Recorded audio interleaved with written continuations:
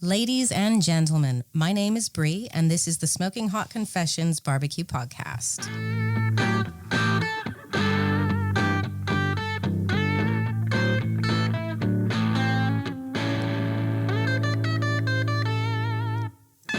Hey family, I hope you're well wherever you are and you've got that thin blue smoke rolling. This is a very special episode of the Smoking Hot Confessions Barbecue Podcast. The show is turning 100, and to celebrate, we're taking you behind the scenes. So you've worked out by now that I'm not Ben, I'm Bree, Ben's wife, and the artistic director here at Smoking Hot Confessions.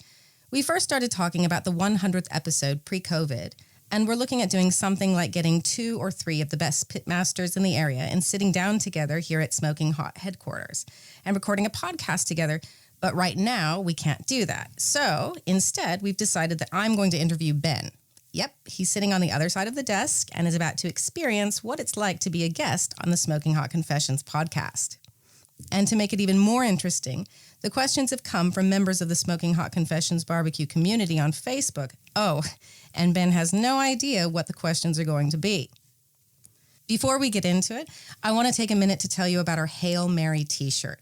With artwork and printing done by local family-run Gold Coast businesses, our t-shirt just won first prize in the coveted barbecue apparel category at the National Barbecue and Grilling Association's Annual Awards of Excellence. That makes it the #1 barbecue t-shirt in the world for 2020. You can grab yours now at smokinghotconfessions.com/shop/. So without further ado, let's get into it. This is the internationally awarded Smoking Hot Confessions Barbecue Podcast with your host, Ben Arnott. How long's it been since your last confession?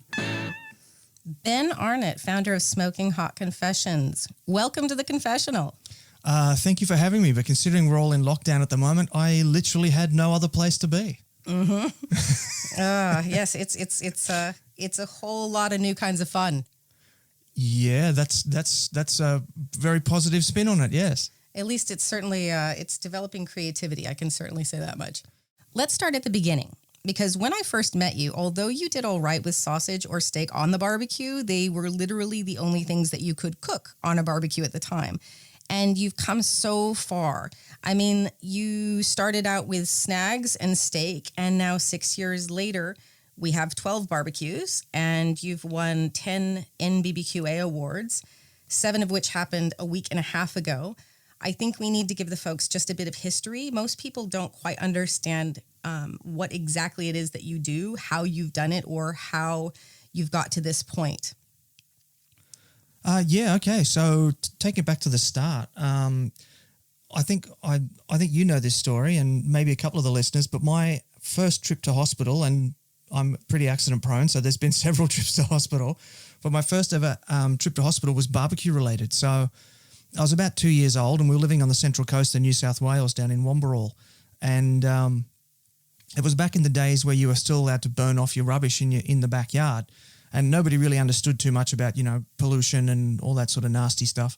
So I remember it was like one Sunday, and my grandfather had come around, and my father and my grandfather built this, that they just sort of put a few bricks up and then laid some metal across the top of it, threw all the garbage in, burnt off the garbage underneath, and then cooked some steak and sausage on the hot plate on top. And we had lunch and that, and then, I'm guessing I must have gone off to have a nap or something. I would have only been 2 or 3 years old.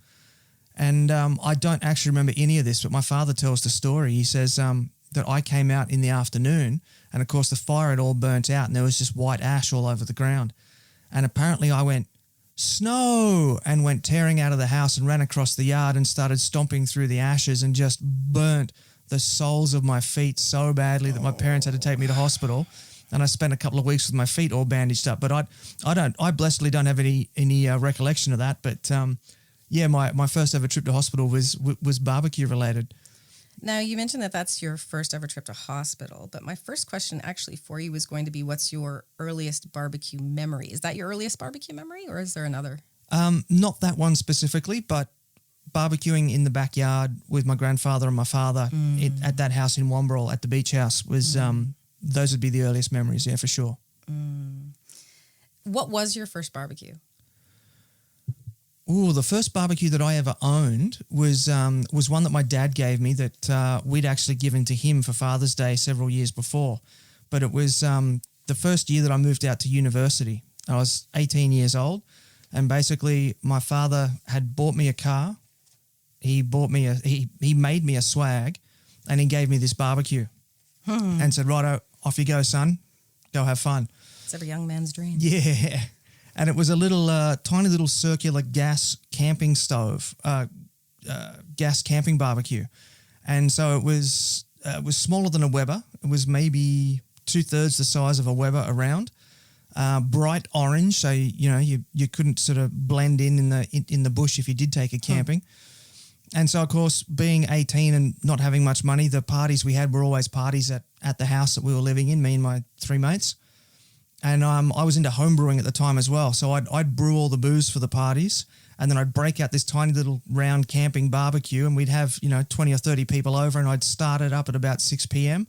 and I'd just cook all through the night from like 6 till midnight and just make sure that everybody got fed, because you could only feed so many people at a time. So we had to sort of, get the guests to wait in shifts for this little barbecue. And that little thing took a flogging, an absolute flogging. And if you remember, that was actually the first barbecue that I had when we started living together in the flat in Artarmon in Newcastle. Yes, I do. That little orange round one that I had out on the balcony there. That was your chick magnet. Well, I don't know about that. Homebrew and barbecue and guitar. What more could a woman ask for? Yeah, well, I literally used to just drive around from party to party with this little Nissan hatchback that I had, little Pulsar. And in the back, I always carried a guitar, a swag, and this camping barbecue. And everywhere I went, there I was with the guitar and a barbecue and a swag. Oh. I would have hit on you. All right. So Dean Monk asks, what made you follow the path of barbecue? Well, that's kind of interesting. So I'd always been into grilling, because traditionally in Australia, what Australians call barbecue is actually grilling. So as you said at the top of the episode, it was steaks and snags and some of the regular, Australian sides of grilled tomatoes, onions and potato slices. But that was about it. If I was feeling fancy, I'd throw a banana on there and grill it up slowly for dessert. But it wasn't until it was about 10 years ago now. I was about 30 years old, and I was working full-time. I had a full-time permanent job as a head of a department at a university, and which was unheard of, to be 30 years old and be running a department at a university. And it was a national university, campuses all around Australia, and they just suddenly decided that they were going to close Gold Coast campus. The venue was up for a rebuild, and they decided it was cheaper just to close it and move all the students to Brisbane than it was to invest in a new Gold Coast campus. So after, 17 years of being almost continuously employed, I've suddenly found myself unemployed.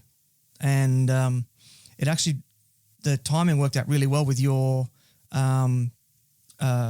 maternity leave, because your maternity leave ran out a month after I was made redundant from the university. So I had found it really hard to find work. And so you went back to work and I stayed at home. And all of a sudden, after 17 years of working and, being the head of a department at a university, I'm sitting at home just staring at this 1-year-old baby and singing Wiggles songs and going, okay, now what the hell am I going to do? Yeah, I think, now we don't really think about it so much, but at the time it was actually a massive role reversal for both of us. Oh, it was huge. Yeah. And yeah, do you want to talk a little bit about that? Like how, because that's basically where this all kind of came out of, was that space that you're in. Do you want to talk a little bit more about that? Yeah, sure. Yeah. So something that you and I've always said and always done is that we make our own rules for how we want to do things. We don't have to do things the way other people do them just because that's the way other people do them. And so, as I said, I was sitting at home just staring at this 1-year-old baby going, okay, so now what? And I really didn't know how to be unemployed. So the very first thing I did was I put the baby Bjorn on, slipped the baby in the baby Bjorn, took him down to Bunnings, bought 2 trailer loads worth of material, and I built a 6x3 meter gazebo off the front of the house. And because I just didn't know how to be unemployed. And so the baby had a great time in the baby Bjorn, holding the paintbrush and painting all the beams and everything. And Well, sorry, not the beams, the posts. The baby didn't go on the roof. And so I was looking at this baby and I thought, right, if I'm going to be at home, I'm not going to spend the whole time just sitting in the house. So I'm going to cook as many of the meals as possible outside on the barbecue. So I'd take the baby out, put him on the grass, throw some toys out there for him to play with. He had the dog and the cat there with him as well. So, there were things for him to do. And I'd sit there and I'd light up the trusty, reliable Bunnings 4-burner hooded gas barbecue. And I'd start cooking all our meals on that. And I started getting into cooking entire meals on the gas barbecue. So protein and 3 veg or, things like that, desserts, all that sort of thing. And a buddy of mine came around one day and he said, you know what you're doing? You should start a website and put this up on the website and, start to make a bit of a brand of it because people want to know how to do this stuff. Like what you're doing is incredible. And so that's how Smoking Hot Confessions started. That's how I sort of got into that. The low and slow side of things came about when your mother actually came to visit during that time of unemployment. So 3 years before I started Smoking Hot Confessions. That was just after Evan was born. Yeah, he was about 13 months, 14 months old by that stage. And I remember you telling me to take your mum outside to look at the barbecue, and I took her outside and showed her this beautiful, spotless, immaculate, sparkling stainless steel 4-burner gas barbecue. And she just looked at me inside and said, oh, honey, that's not barbecue. And I said, what do you mean? And she said, go inside, get on Facebook, get on YouTube, look up smoked brisket, look up pulled pork. And, of course, there wasn't a whole lot of channels up back at that stage, but Barbecue Pit Boys was up. And she was out for a 3-week stay. By the end of the first week, I'd ordered my first ever smoker, which was the old Pro Q that's still sitting out there. It was actually off the first shipping container that came to Australia of Pro Qs. That's how far that goes back. And we spent the next 2 weeks of her teaching me how to use it and trying different recipes and all that sort of stuff. And it all just sort of took off from there. So that's how I got into the low and slow side of things, the real barbecue, the authentic barbecue. What was the first thing she taught you to cook? The first thing we did was we went for pulled pork because she figured that would be the easiest thing. And, of course, so we're talking 2012 here. Aussie butchers really didn't know what we were talking about. So I ordered an entire shoulder minus the skin with the hock cut off. So it was this giant, about 7 kilo, just chunk of almost whole forequarter of this giant pig. And I stuck it on the Pro Q there and it went for hours and hours and hours. I think we're up to about 12 hours or something. And it just was not going to get up to 203 degrees. And I didn't know anything about the stall at that stage. And it was just stuck at 165 and it's getting later and later and later. And it, like, you and your mother, both early birds, it's like 8 o'clock and you're looking for bed. And I was like, I'm just going to pull it. This will have to do. This will just be it. And it was delicious roast pork. But being a shoulders aren't meant to be roast pork. So it was still quite gristly and lots of collagen and stuff in there. But your mother was very polite. She was very, very forgiving. She said, yeah, she's a good teacher. She said, this is the best pulled pork I've ever had.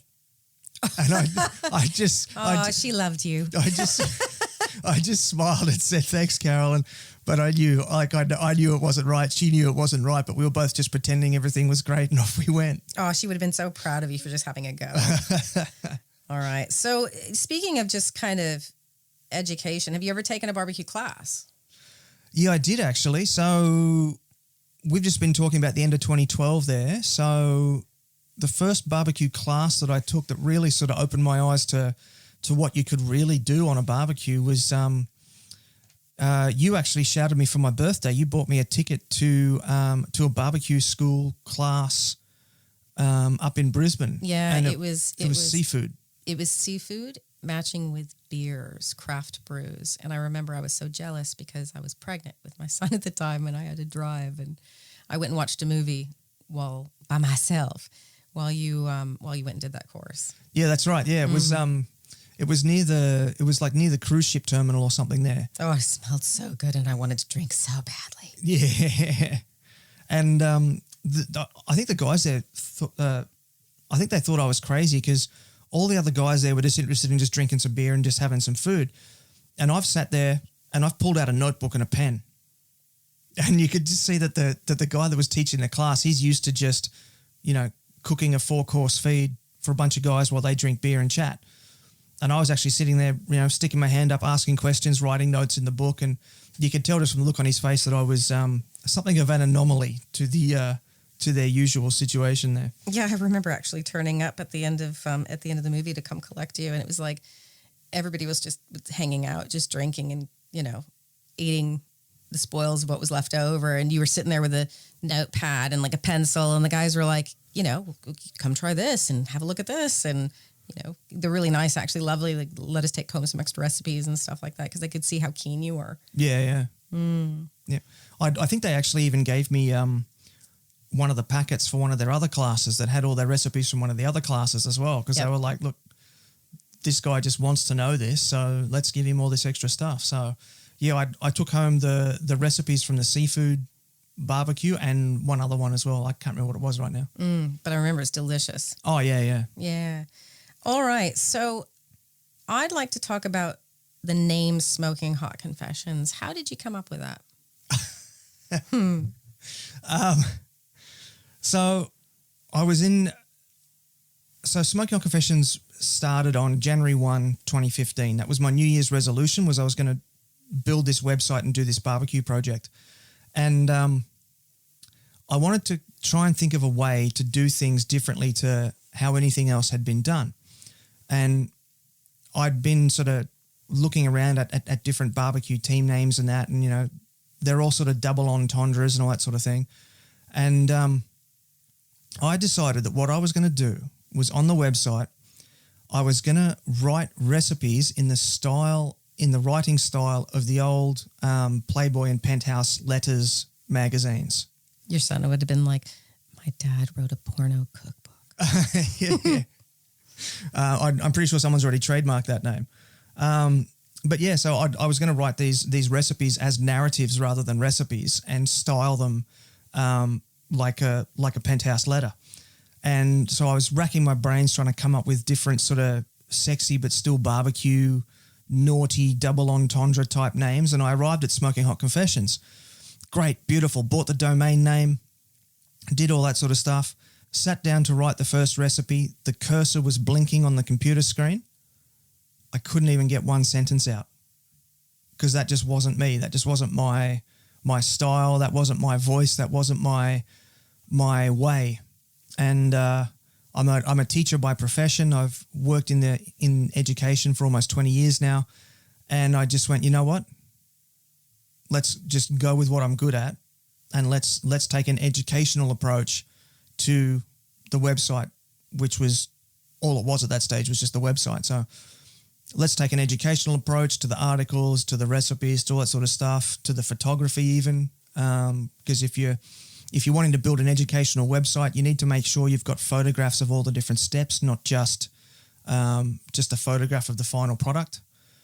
You can get away with that in a cookbook, but when it's a website, you've got the opportunity. It's not costing you anything to print it.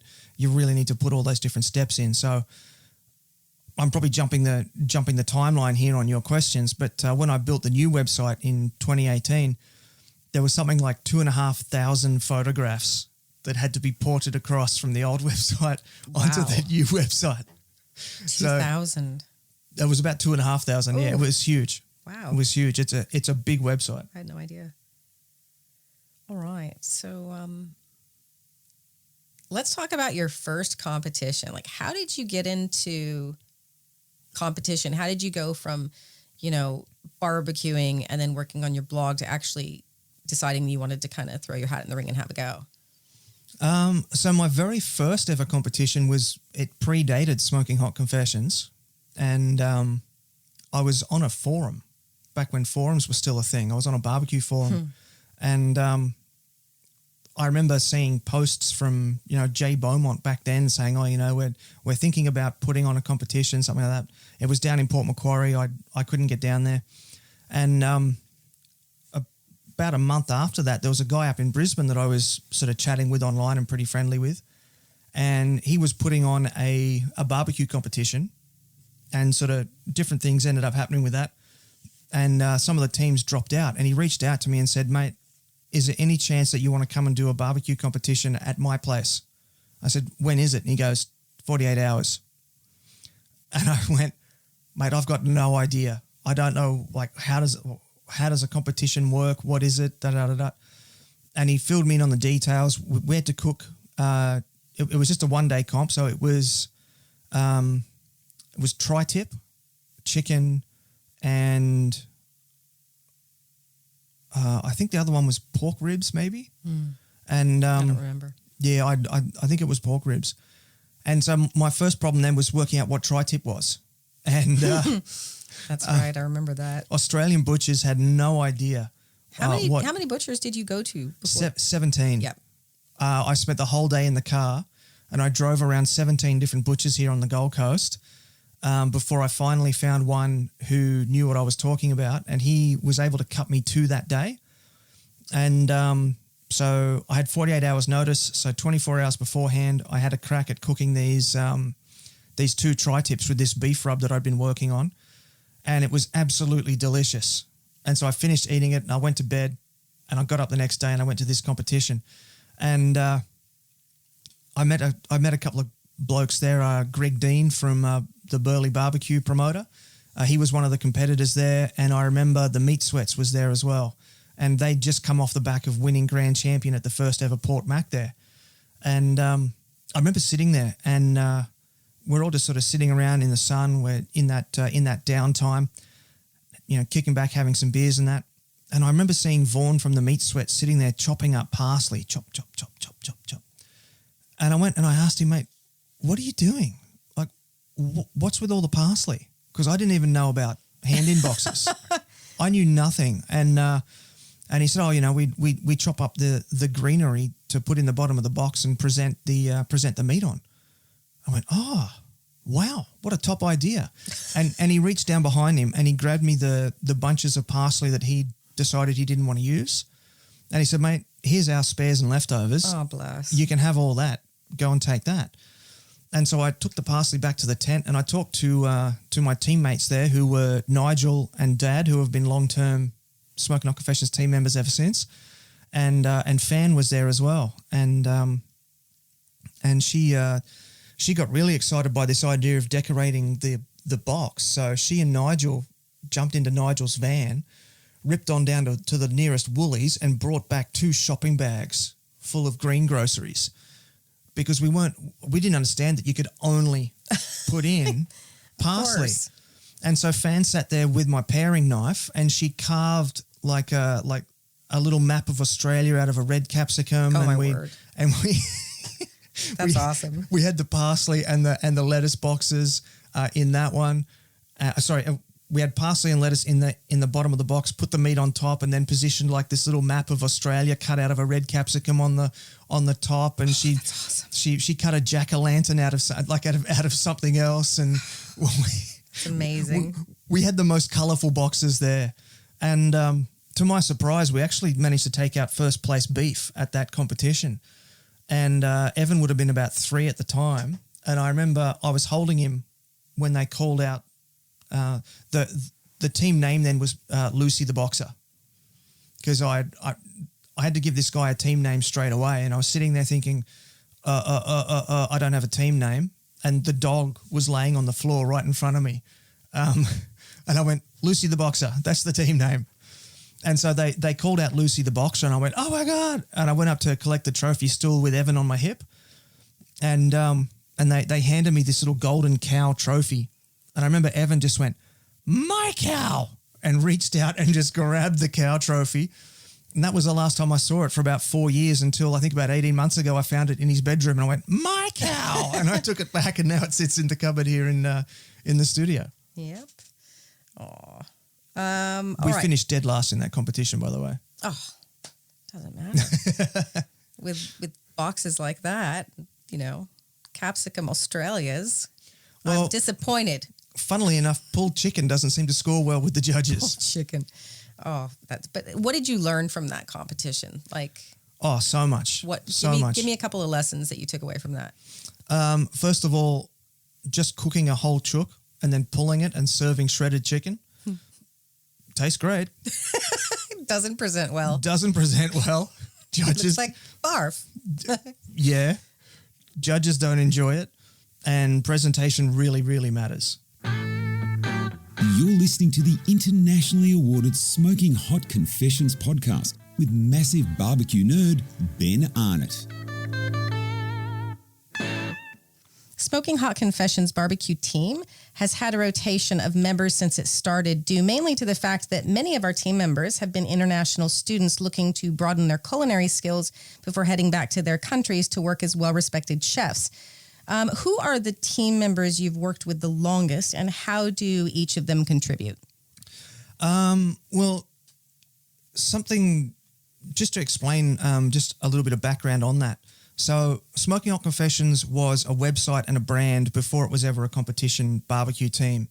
And so because of that, we sort of did things different to the way a lot of barbecue teams start out. A lot of barbecue teams start out as a barbecue team, and then they grow that and they develop that into a brand. But I already had that brand established, and I had business aspirations for that right from the start, growing it up as a web-based business, as a website and all that sort of thing. So that's the reason that we had it's one of the reasons that we had the gypsy team, as I call it. So each competition that we went in, we'd just reach out to our student bases from our day jobs, and we'd say, who's got some cooking experience, who wants to come along to a barbecue festival? Because one thing that I was always sort of mindful of was sort of blurring that line between cooking on the team and having co-ownership of the brand, if that makes sense. Yeah. And so I didn't want to relinquish any ownership of the brand, because that was something I'd already established beforehand and I'd built up and done all that sort of stuff. And it was also my only creative outlet at the time. So I wanted to maintain control of that.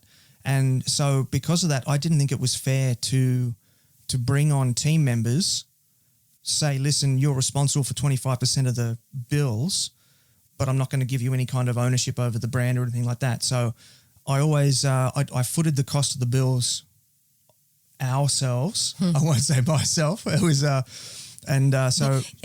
Yes, I do have to say it's a relatively expensive sport, barbecuing, and it is, yeah. Enjoyable, worth every penny, but good Lord. Yeah. So, but because of that creative decision, to maintain that creative control myself, we never had regular teammates, and so we developed this roster of what I call a gypsy team. So we've got some core members who've been to almost every competition, and so that was Nigel and Dad and Jenny, my auntie Jenny, my father's sister, and so the four of us were the core four, but the rest of the teams, depending on who could make it, who couldn't, to the different competitions, we'd reach out to our international student base, because through our day jobs, we're both English language teachers, so we've got this pool of language students who are looking to have these incredible experiences here in Australia. So we'd reach out to them and say, who's got some cooking experience? Who wants to come along and be part of the team? It'll take a whole weekend. You must be able to follow instructions. Yeah, I think Michael May would be a really good example of that. Exactly. Yeah, I was going to say Michael. He came along to 2 different competitions. He's an interesting guy. He's from Switzerland. He's Swiss, and he's a classically French trained chef.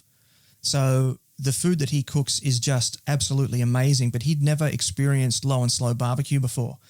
And so as a chef, he was just fascinated with this idea of here's an outdoor competition.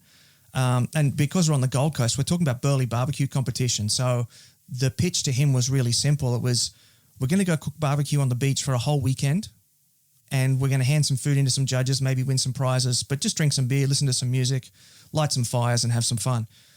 And he's like, I'm in. I'm so in. And that's awesome. We did back-to-back competitions, Burleigh one weekend and then Bangalore the next weekend. And he was at both competitions. And Burleigh was really hot and really warm, and we loved that because it was the middle of winter, but it was you'd never know it, partly because it's the Gold Coast, we're spoiled.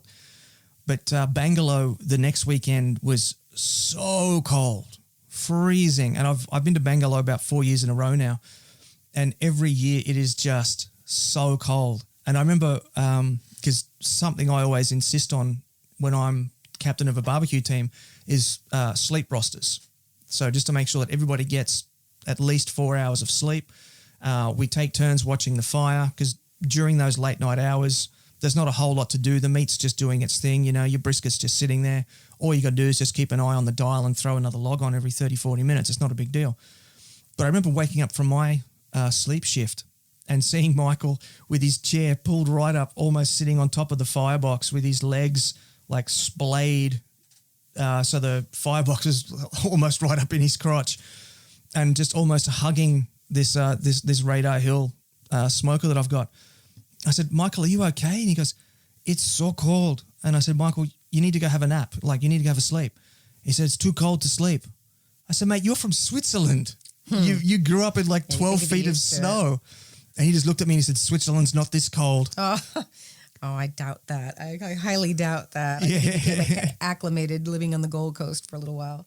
But it's really interesting because he really got bit by the real authentic barbecue bug there. And he's now trying to line up barbecue competitions in the Swiss mountain castle where he's a chef over in Switzerland. And he sent me photos of it, and it's your stereotypical, classical Swiss castle on a mountainside, snow 8 feet deep everywhere all around, and it's picture postcard perfect where he works. So if he can put that together and pull that off, that'll be really cool. And that's a perfect introduction to my next question by Boris Turk. If you could barbecue anywhere in the world, where would it be and what would you cook? In a Swiss castle. Michael, hint, hint. Get on it, Michael. Come on. Oh, wow, there's so many places. In terms of competition barbecue, of the competitions that I've been to around the world, I think if I could be a competitor at a particular festival, it'd probably have to be Hogs for the Cause over in New Orleans. Just in terms of an international, like outside of Australia, if we're talking outside of Australia. It was fascinating. It's pork only. So there's 3 or 4 different categories. It's all pork. The most interesting category is what they call pork puree. So it's a bit of a fun play on potpourri, and what it is, it's basically anything pork. As long as it's got pork meat in it, you can slap it in a box and hand it in. And so the creativity there is it's unbridled, and the event itself is all for charity. It's all raising money for kids with brain cancer, and there's no intermediaries, there's nothing. So the money raised goes to the organization that puts on the festival. The festival puts the money directly in the hands of the families with these kids that are battling brain cancer. And I was there last year just as a guest of Barbecue Ninja and his barbecue family over there, Yazoo Barbecue of Yazoo. Oh, I'm having a mental blank. Sorry. Anyway, Barbecue Ninja and his barbecue family there. I was just a guest there, and that festival they raised $2.4 million US. In how much time? Well, they have 12 months in the lead up to the festival. Yep. But each team is responsible for their own fundraising.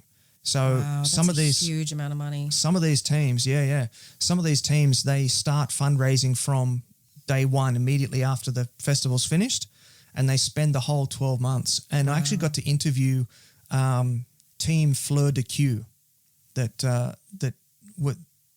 the returning fundraising champions, and they actually managed to pull it off again this year. They raised something like $450,000 US dollars. Wow, that's huge. Just by themselves.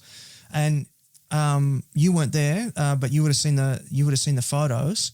They're the ones that you will see in my photos on the left-hand side of the music stage. There was like a 4-story scaffolding castle type thing set up beside the stage there. That was them.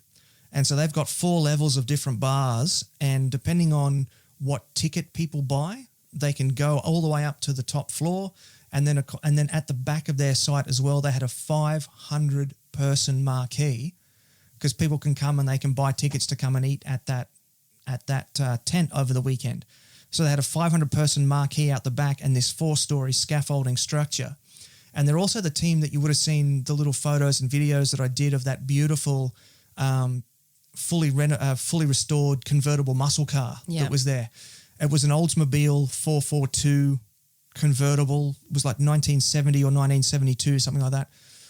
And they went with the 442. The 442 is 442 cubic inches of motor, which is massive. It's 7 odd litres of V8. But they went with that because the year before, they'd beaten the number 2 fundraising team by just $442. So that was the winning margin between them and the number 2 fundraisers. So as a bit of a joke on them, they went and found this old 442 Oldsmobile and fully stripped it down to nothing. They had boards up with all the different photos and that of the restoration, stripped it down to nothing. Every bolt, every panel, every piece was all completely redone. And then they raffled it off over the weekend. It was like $100 a ticket or something.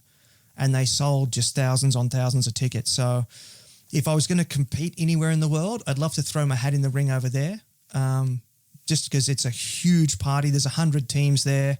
There's 2 separate, band stages running all the time. And it's just, it's phenomenal. Everyone's there just to have a good time and maybe hand some pork in. So if I was going to choose anywhere globally, like outside of Australia, I'd say it's probably got to be Hogs for the Cause. If you could guest spot on one barbecue team anywhere in the world, which team would it be and why? Ooh, guest spot on a barbecue team anywhere in the world. To be honest, I'd probably love to tag along with any of the Aussie teams that are going over for either the Royal or Memphis in May. That's a huge opportunity. Those competitions are at the top of the ladder, and I'll wash dishes and take photographs and make people look good. I don't need to be at the forefront of anything, but just to be involved with that would be phenomenal.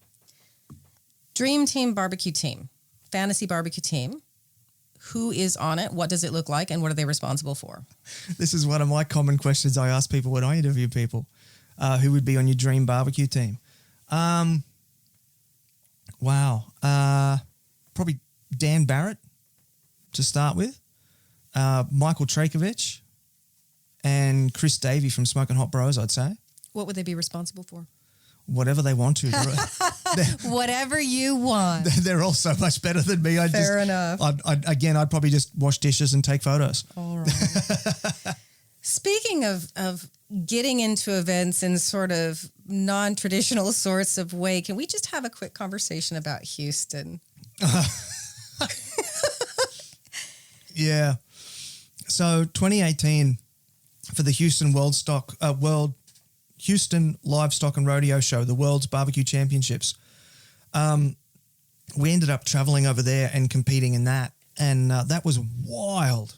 That was wild. That was next level. Like, I've never seen anything like it. It was like, how would you describe it? It was like the biggest music festival almost you've ever seen, except bigger than that with like... It was a music festival combined with a barbecue competition combined with the world's largest rodeo in Houston, Texas. So all the cowboys are out, all the horses are there, all the cows are there, all the huge trucks are there. There was 250 barbecue teams. And again, the whole thing is there. The barbecue competition side of thing is all there to raise money to send underprivileged kids to college, or what we call university here in Australia. And again, there was a 3-day barbecue festival. We raised $27 million because it's all corporate sponsorship. So barbecue and business are, finger in glove in America. It's all corporate tax deductions. And so all the big corporations just love just throwing money at it. And, it builds profile for them. The underprivileged kids benefit by being able to go to college on scholarships awarded by the HLSR, and the companies in turn get tax deductions. So it's a win-win for everybody involved. And I think you might have been home by this stage, but I remember one particular time a lady turned up with two, like, they're bigger than our boxes of beer here in Australia. They're like 2 45-can boxes of beer on big handles. And she walked them into our site and plonked them down and said, "Here you are. These are for you." And we said, "Oh, I'm sorry, we didn't order that." And she goes, "It doesn't matter," and just turned around and walked out. So, it was pretty wild. It was pretty crazy. But how did we get there? How did you get there? I think that's the more interesting question. Yeah. So I've mentioned the Port Mac barbecue competition there a couple of times. It's Barbecue Wars. And so 2017, I'd just started to get some traction with Smoking Hot Confessions. It was starting to get recognised sort of nationally around Australia. And so I'd started travelling to more and more barbecue festivals and barbecue competitions. And, you know, at this stage I was doing photography and just running around with a field recorder and a microphone and just doing podcasts. I wasn't even doing videos at that stage. And through that journey in 2017, I met a couple of these other fellas at a bunch of different festivals from New South Wales and from Victoria. And so one of the guys rang me up one day and said, "Hey, listen, Port Macquarie's about in the middle for all of us. Do you want to just come down and just hang out and we'll get on the beers and cook some meat and just have a good time?" I was like, "Yeah, sure." So, they all came up from down south and I came down from up north, and we just sort of met together and partied all weekend and threw some meat in a box and threw it at the judges. And somehow we managed to pull out third place. I remember you guys were so excited about third place. I don't think anyone was more surprised than we were. We won like a giant trophy and all this sort of stuff, and it was just ridiculous. But that actually got us a bung in the draw for the invitation to go compete at Houston. And the way the rules were then, if you got a third, second, or first place, you got X number of entries in the draw. So for coming in third, we had one entry in the draw. That's it. There were hundreds of entries in that draw. There were teams there who had just smashed it all year round, multiple grand champions. They must have had 10 or 15, bungs in the draw. And I remember I didn't even bother waking up in the morning to watch the live feed of Jess Pryles pulling the bungs out of the draw. She's over in Texas, so it was on different time zones. And I didn't even bother getting up because I was like, we've got like a 1 in probably 400 chance. And sure enough, I wake up about 2 hours after the draw's done, and my mate Anthony's ringing me and frantically texting me going, "What are you doing? What are you doing? What's going on? What's going on?" I'm like, and I rang like, I don't know. I'm like, "What? What's up? Why are you blowing up my phone? I just woke up." And he goes, "You're going to Houston." I said, "What?" And I jumped on the internet and I found Jess Pryles' video. And yeah, sure enough, the very first one she'd pulled out, it was us. And you can see the look on her face. I think that's not what she was expecting either. So it was, we like to joke that we basically Stephen Bradbury'd our way into the Houston World's Barbecue Championships. But we came good. We practiced hard in the downtime between the two, and we finished 90th. So to be in the top 100 barbecue teams in the world, having cooked together once before, and just practicing remotely and separately in the differences there, in the time difference there, I'm still pretty happy with that. But yeah, we Stephen Bradbury'd our way right into the World's Barbecue Championships in Houston. I think I was just grateful we didn't come in last. Yeah. To be honest, like the quality of the people that were in that international village was like, didn't Manning Valley take second? I think they did. Was it second or first? I think they took second. Was it second? I'm gonna feel so bad for brisket. Yeah. Well, it's 3 years ago now. 18, 19, 20. Yeah. I'm pretty sure it was second. But it was like, talk about Australia representing. It was amazing. Yeah. The amount of talent that was there. I wish our viewers could have seen just the dessert category and the team that won that. If you want to talk a little bit about that. The Swedish team, yeah. Morgan, I'm mental blanking his last name now. Starts with an L. Anyway, He and his girlfriend and his two friends, he and his girlfriend own a restaurant over there. And his two friends that came over with him, they work there as well. So they're all chefs. They're all extremely highly trained, extremely like high-level chefs. They cook for the King and Queen of Sweden regularly. They are the restaurant of choice to cater the Nobel Peace Prizes there. Like these guys are Morgan Lundin, that's his surname. These guys are just huge, absolutely huge. And they were right beside us. And the dessert that they cooked in a camp oven, it was unbelievable. It was like some kind of like chocolate outer layer, and they piped some kind of banana mousse or something inside, and then melted caramel as well, and then like decorated all the outside of it and did it all in a camp oven inside a smoker. Yeah, it was incredible. I was remember watching them make it and just like, because they were right next door to us. And I remember like walking over to our tent and just going, oh, sorry, guys.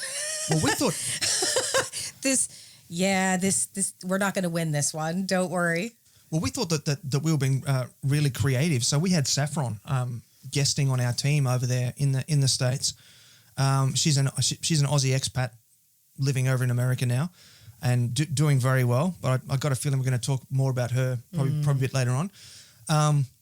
She'd been working on how to do mini pavlovas in a camp oven.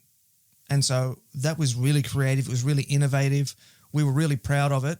And then we saw the Swedes hand in and went, oh, okay. Well, that was nice practice.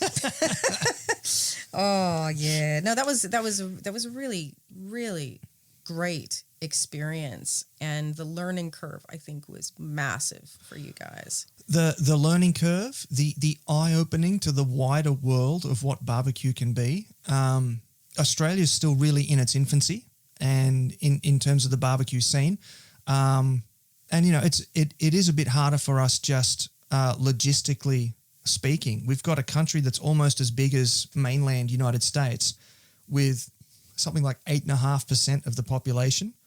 So getting together a huge barbecue competition, 250 teams, we would have to pull almost every single team in the country to put together something like that.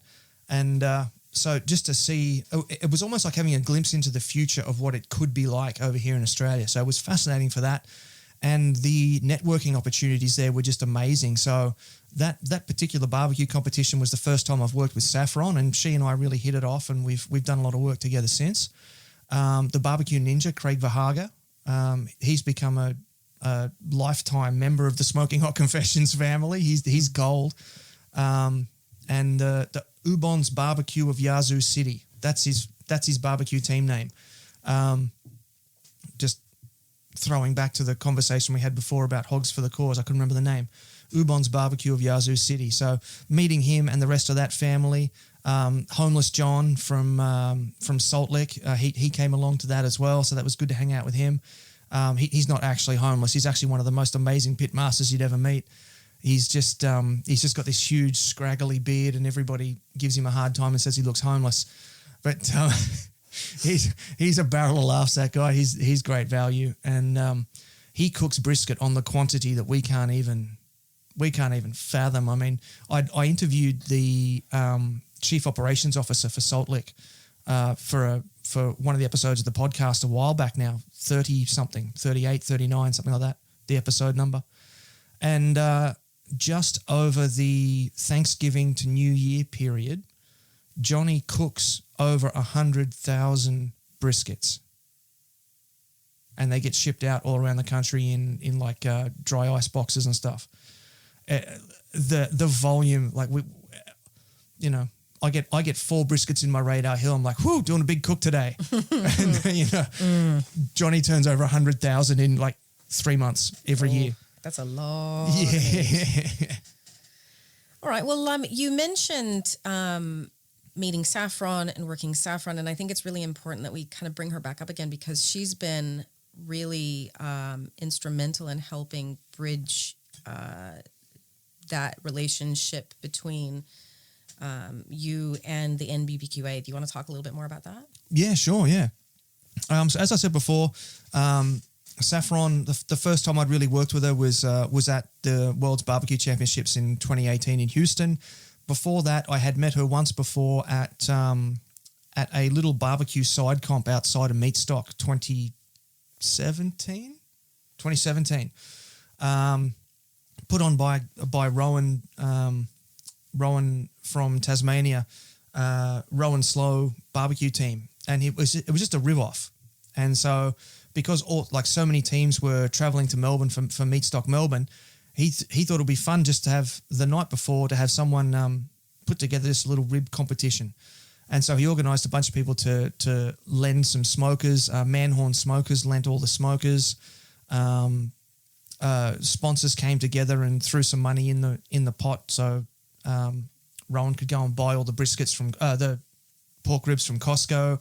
Abel from Clean Heat donated all the charcoal and put up all the prize money, and we actually went down for that. Do you remember that? We went down to Melbourne. Yeah, that was. Yep, I certainly do. That was for Meatstock. That was right before Meatstock, and so that was the first time I actually met Saffron.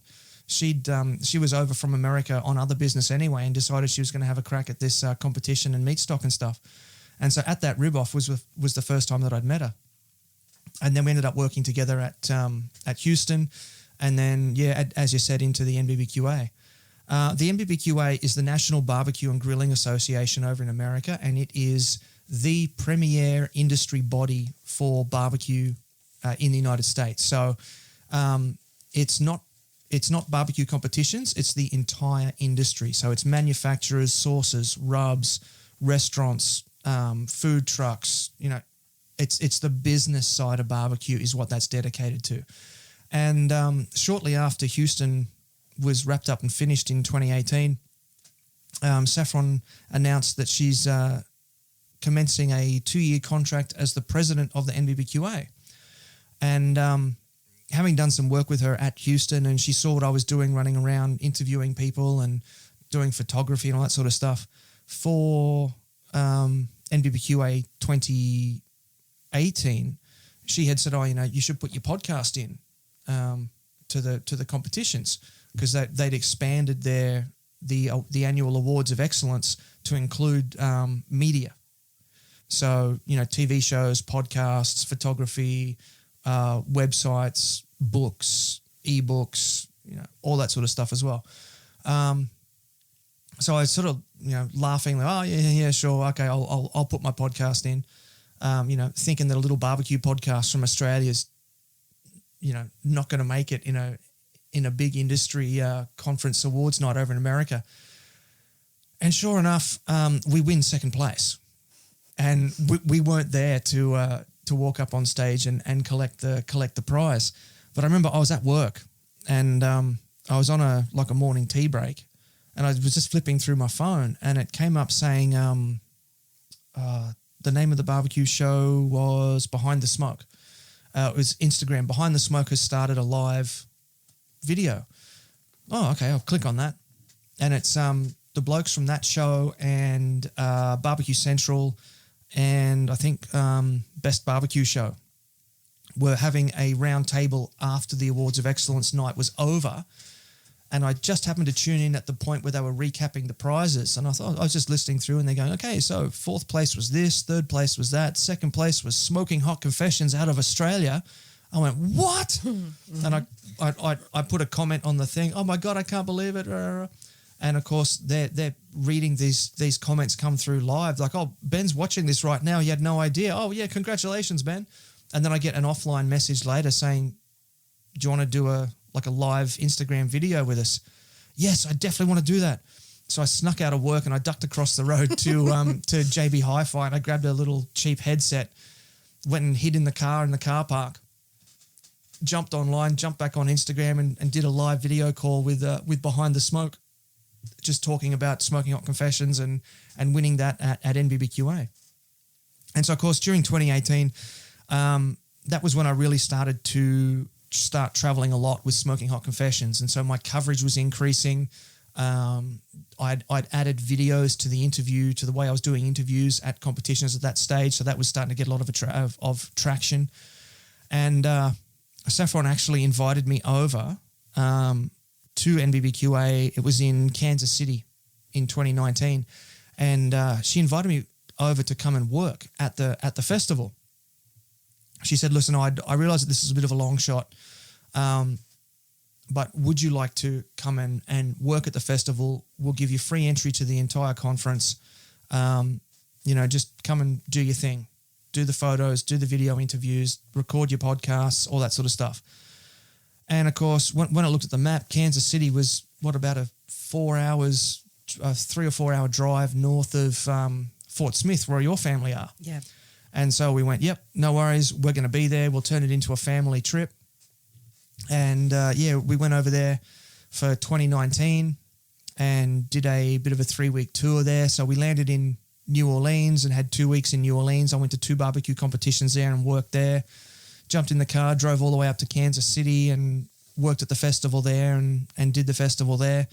And then had about 10 days off to go hang out with family and that. And I did try and sneak in competing at a SCA competition, but it got called off due to a tornado about 12 hours before we were supposed to start handing the stakes in. So I'm glad they did call that off, because that was a pretty destructive tornado and something like 8 people died or something. So it was pretty serious, and heart goes out to those people. But yeah, I'm very glad they pulled the pin on that competition. And so that was 2019, and we picked up 2019 was, I think it was second place for best barbecue website, which was the new website that I'd spent all of 2018 building, and third place for the podcast, I think, was that year. So it was a bummer, to say the least, that we had to cancel our trip to the States for the NBBQA Awards. But you did get some pretty positive feedback from the NBBQA community this year. Can you tell us a bit more about that? Yeah, so after the success in 2019, we decided to really hit it for 2020. And so I doubled down on everything I was doing. I worked on improving my photography, improving my recording for the podcast, the videos, continued tweaking the website, like just really putting everything in there.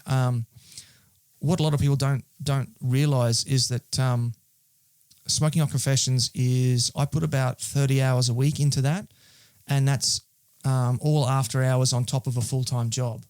So luckily you and our son are early birds, so you're usually in bed by 8 o'clock, and I've got from 8 till midnight on my own every night, 7 nights a week after that. So yeah, actually, could I just sidetrack for just a second and can you just go through an average day? Because I don't think a lot of people understand that you work a 40-hour job on top of all of this.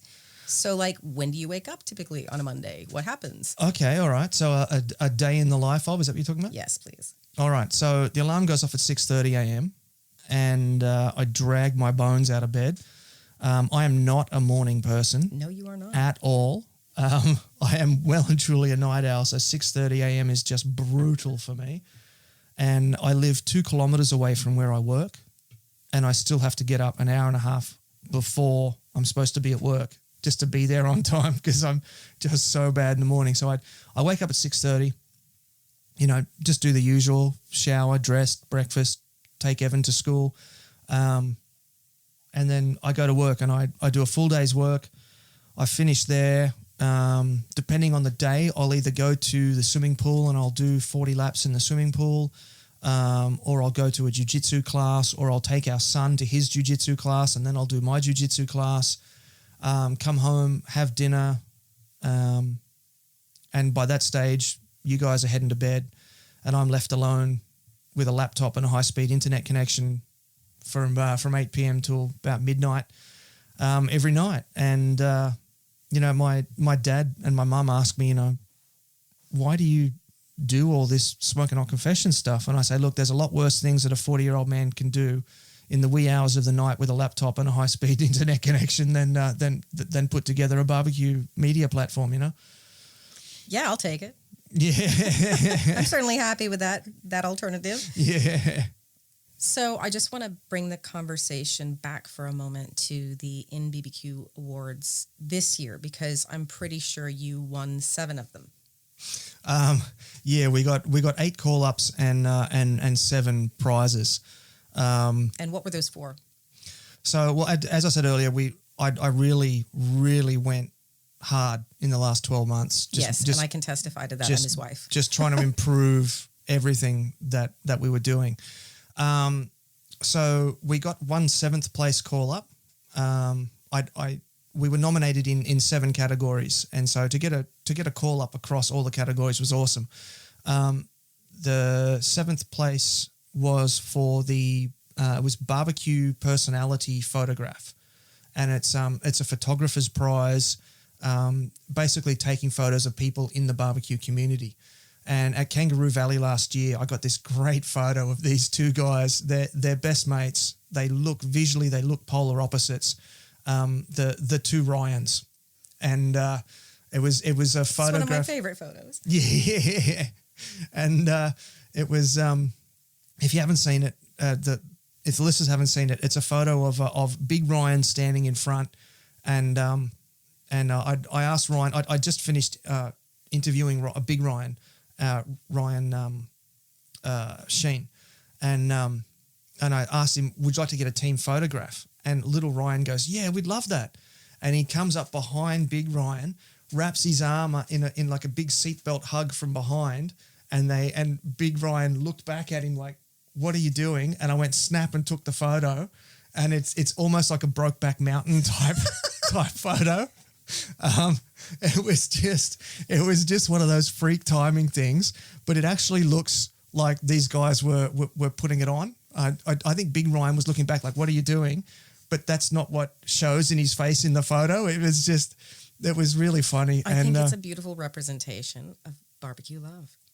Yeah. Well, barbecue does bring people together, and here at Smoking Hot Confessions, we don't hold anything against anybody. If you love barbecue, we love you. So I put that in for the Bbq Personality one, and that pulled up a 7th place. 4th place was the 4th place award was quite interesting. That was for publications and barbecue focused article. And in the last 2 years, I interviewed Kathy Pullen and Dr. Barbecue. And both of them mentioned, brand ambassadorship and what does it mean to be a brand ambassador. And I know that this is a personal topic that you that you quite get worked up about, having actually worked in sponsorship and business sponsorship and all that sort of stuff in the States before.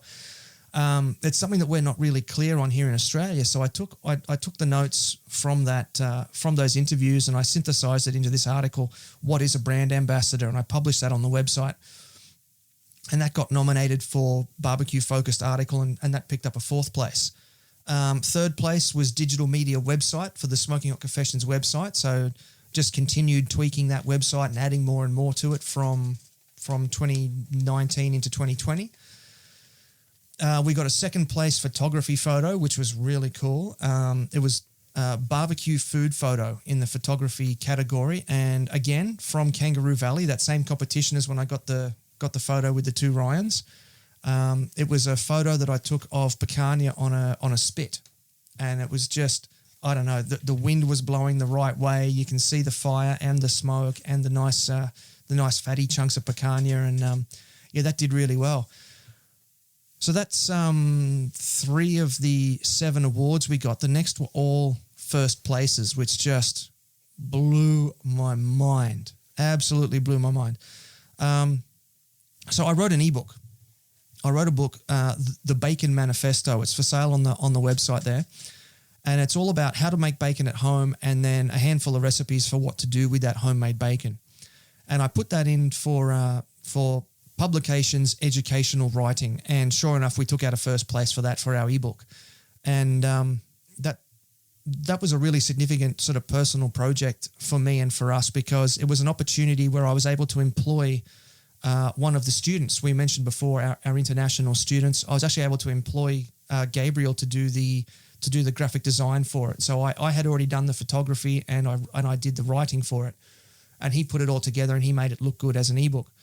So that's an equal reflection on his work as well, and so we've added him to the team now as as our graphic designer because the work he does is just fantastic.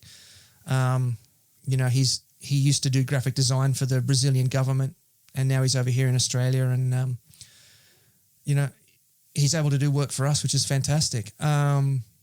We managed to get a first place photography prize, the live fire category, which was quite interesting because I use a Canon DSLR for my photography work, but during the family time on that trip in 2019, we were just talking about for the previous NBBQA, we had some time out at Arkansas there on Sugarloaf Lake at your Uncle Jimmy's house.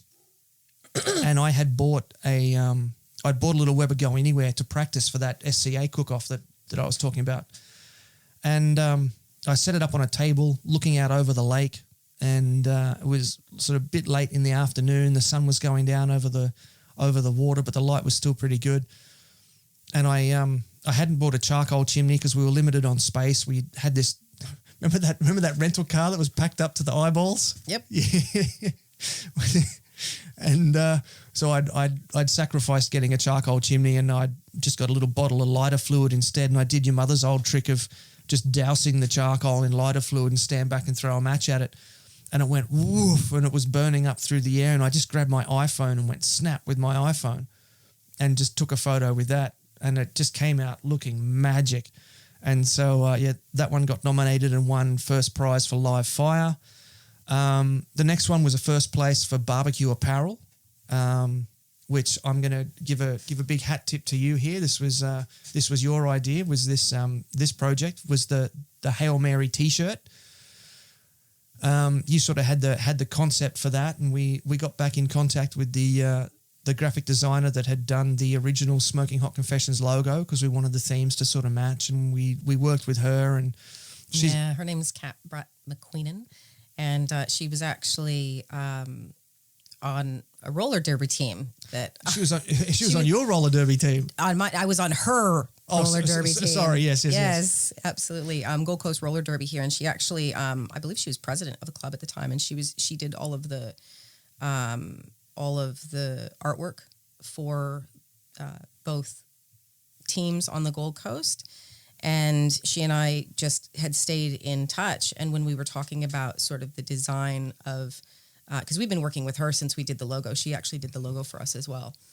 And she's always done pinup work, and she's an incredible graphic designer.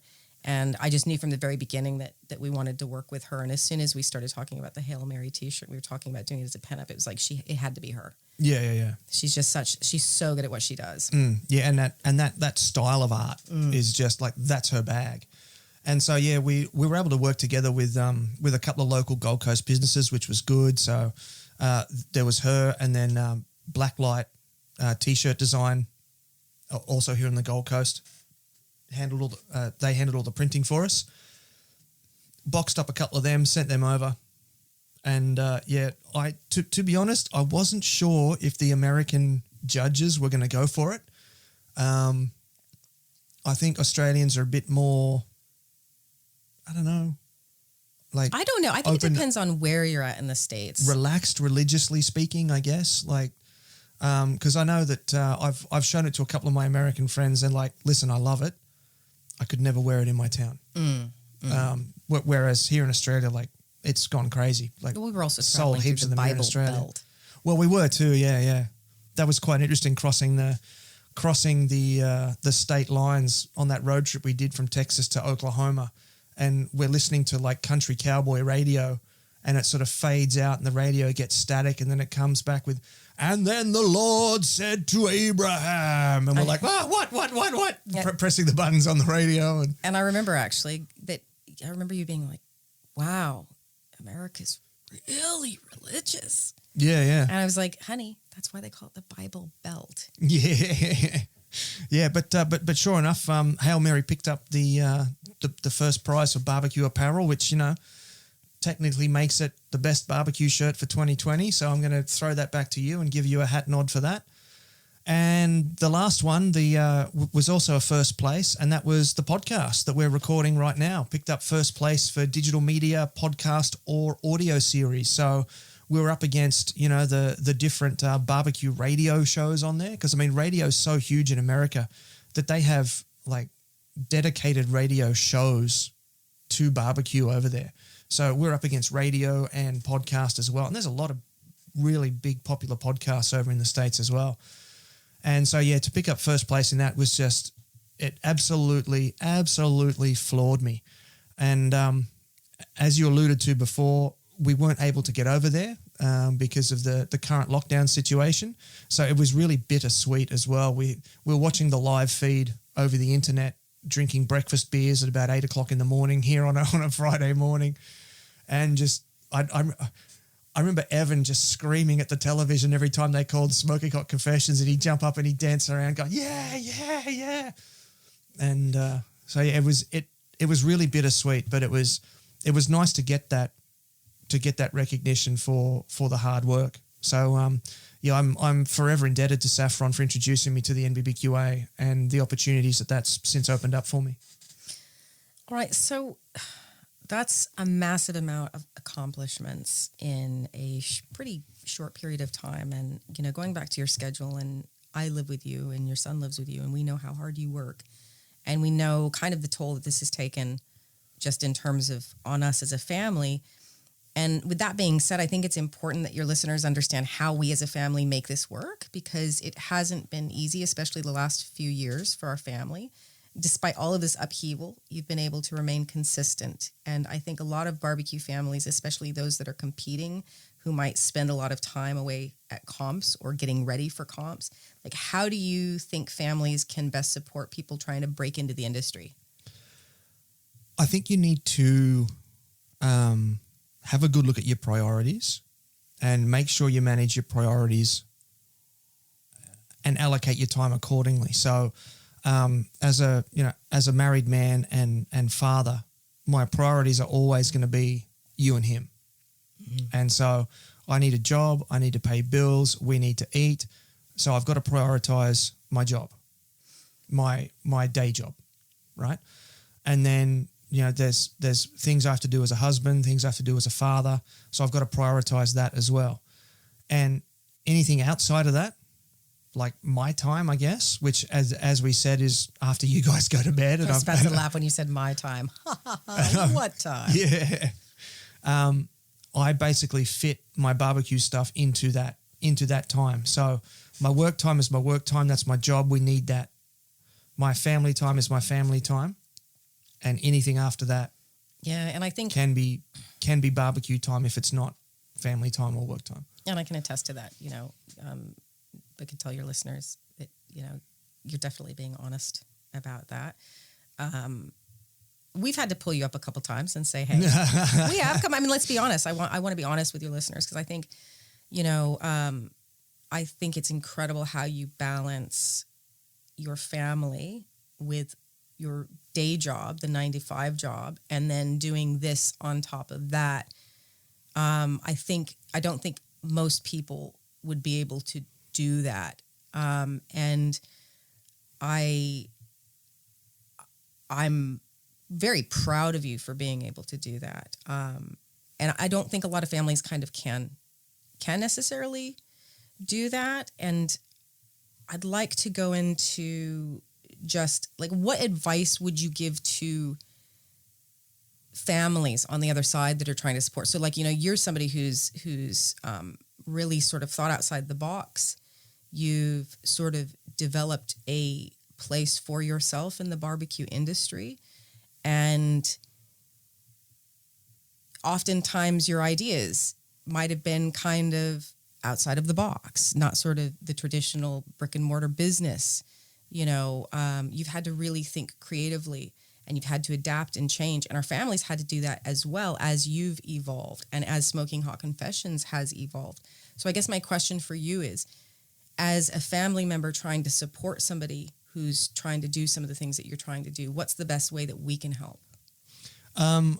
My first piece of advice would be to remember that the whole point of barbecue is to bring people together. And so if your barbecue takes you away from the people that you should be brought together with, then you probably need to reevaluate your priorities and look at how you're allocating your time. The best way to do it is to involve people in the barbecue. So you and Evan quite often at local competitions, you'll come along to the competitions and until you hurt your back, you used to come on the team with us. You used to cook on the team.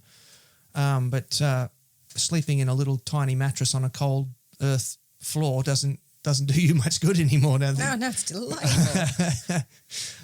But you guys still come along and you still help out, and I'll try different recipe ideas with Evan, and we'll do one recipe my way, and then I'll let him throw some ideas in, and we'll cook it his way as well. And he's got his own little Weber out the back there, and I try and involve him.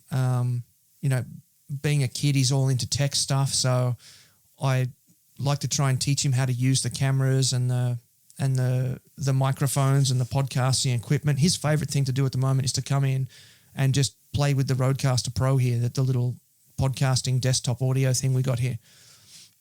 He loves that. So try and involve those people, because barbecue should bring people together. That's the whole point of it. It's meat and fire. It's community. It's family. And if like I said, if you're finding that barbecue is taking you away from that, then you need to find ways to realign those two things, because those are the two most important things. And systematize everything. Systems. I've developed a series of systems at Smoking Hot Confessions that I started with from the outset, because you can't work across so many fronts and try and do so many different things without having systems in place. So, develop the systems and then find tools to suit those systems. So I've got a bunch of different things that I use because I do a lot of digital branding, a lot of online media stuff. There's a whole bunch of different online tools and things that I use that helps me to automate things, to syndicate things, to publish across different platforms, to scheduling posts, so I can sit down for one afternoon, for example, and spend 4 hours and just schedule an entire month's worth of social media stuff. You've got to have systems in place. It's interesting that you talk about sort of the social media systems. I was going to come back around. That's just a natural comeback round to some of the awards that we were talking about for the NBBQA. Competition barbecue is kind of part of what you do, but it's such a small part of what you do. And one of the things that you were getting ready to do was deliver a presentation at the NBBQ Awards. And I think it's interesting that the topic, fell on what's going on currently around the world, and sort of how businesses are having to shift to more online marketing strategies, especially social media marketing strategies, especially in the midst of COVID. And so my question for you is, what would you say to businesses trying to learn how to navigate social media marketing strategies at the moment, who feel like they've either missed the boat or are going to get left behind during the COVID crisis? Wow, that's a big, heavy question. Sorry. Look, no doubt COVID is devastating to a lot of people, business-wise and personally as well. I think I always try to look for opportunities and silver linings, basically. And, it's been a massive downturn for Smoking Hot Confessions as well. With no festivals running, there's no work for me at Smoking Hot Confessions. So, it's harming our income as much as it's harming, other more traditional barbecue businesses out there as well. Yeah. Barbecue joints, restaurants, everybody's suffering at the moment. So I think now is the time, if you've got time on your hands, now is the time to get creative, think outside the box, look for other ways of doing things so that A, you can keep the wheels turning on your business for now, and B, when business does return to usual, you've got a whole other arm of your business that you didn't have before.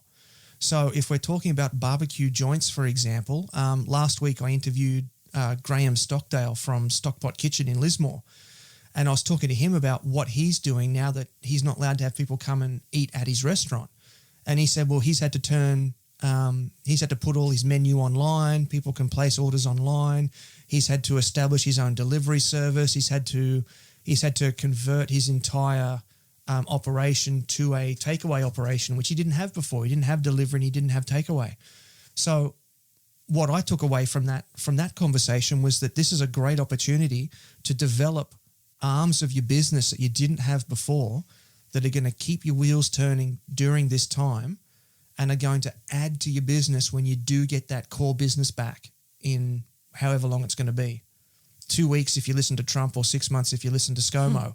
So, but let's not get into that. But look for opportunities. Look for the silver linings. Establish your brand in the digital space. So if your business was 100% products in hand, right? And you can't get those products out at the moment, you can't get them into the hands of the people. Okay. Work on your digital brand, establish your digital presence.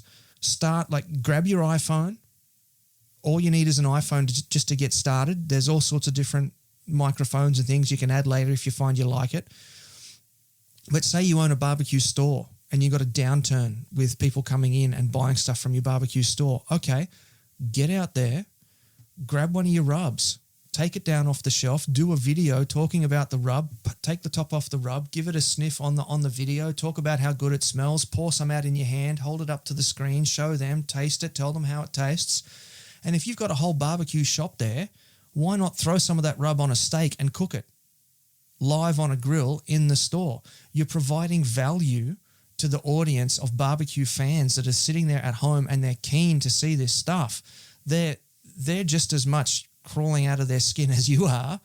You still need to be able to make those connections with them that you're not able to make face-to-face in your store now. So invest in your digital presence. You need to be informational and entertaining. So infotainment would be my two buzzwords of advice there. Establish your brand by giving information. Might be online lessons, might be product information, might be product reviews, or be educational. Show people how to use stuff. And if you haven't got an online shop yet, get an online shop. So you can show them how to use the stuff that you've got in your online shop, and they can connect with you through the digital media that way. Direct them to the shop. They can buy it through the shop. Your business keeps the wheels turning. You've maintained that contact, or if you've even reached new audiences. Because the thing you got to understand as well, if you've got an online shop and a strong digital media presence, you're not limited to customers in your local area anymore. You can ship anywhere.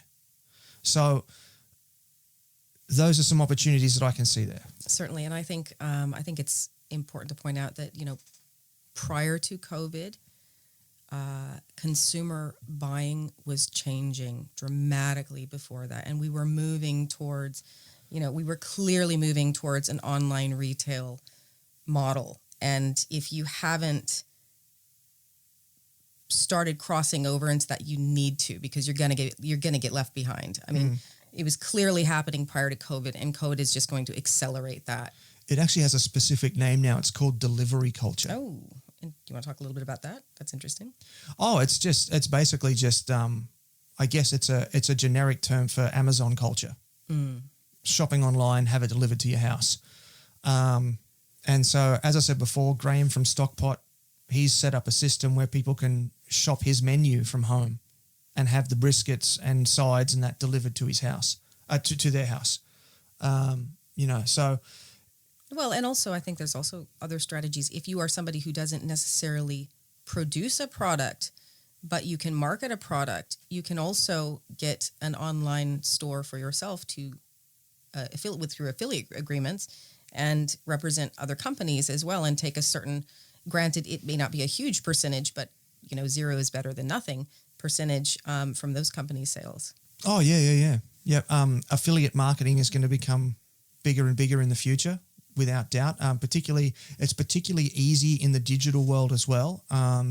Say you've got a smoker manufacturer or a smoker importer, and they decide that they want to bring you on as, brand ambassador or whatnot, and do your homework on that and read that article I wrote about brand ambassadors. Yes, please. There's a lot of really good information that will save you a lot of money and a lot of time and probably your business relationships. Yeah.